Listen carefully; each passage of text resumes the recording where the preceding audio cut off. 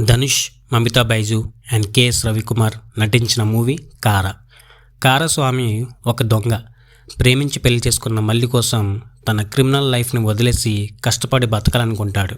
ఒక హోటల్ కూడా నడపాలనుకుంటాడు. దానికి కావాల్సిన అమౌంట్ కోసం అతని తండ్రి దగ్గరికి వెళ్తాడు. అయితే అప్పటికే తన తండ్రి చనిపోవడం వల్ల మళ్ళీ కారా దొంగతనాలు చేయడం స్టార్ట్ చేస్తాడు.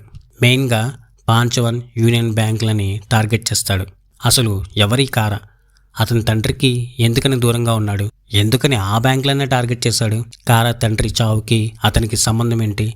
బ్యాంక్ దోపిడీ కేసుని డిఎస్పి భరతన్ ఛేదించాడా లేదా? ఈ డౌట్స్ అన్ని క్లారిఫై అవ్వాలంటే మూవీ చూసి తెలుసుకోవాల్సిందే.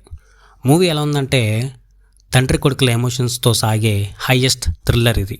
1991 గల్ఫ్ యుద్ధం బ్యాక్డ్రాప్లో జరిగే స్టోరీ ఇది. హీరో ఒక ఇంటిని కొల్లగొట్టే సీక్వెన్స్తో మూవీ థ్రిల్లింగ్గా స్టార్ట్ అవుతుంది. ఆ తర్వాత వచ్చే పోలీస్ స్టేషన్ ఎపిసోడ్, హీరో పోలీసుల నుంచి తప్పించుకునే తీరు, ఇవన్నీ కూడా నెమ్మదిగా అసలు కథ వైపుకు దారితీస్తుంది. కారాస్వామిగా ధనుష్ ఇంటెన్స్ నటనతో కట్టిపడేశాడు.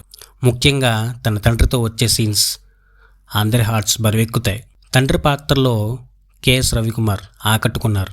మళ్ళీగా డీ గ్లామర్ రోల్లో మమితా బైజు అలరిస్తుంది.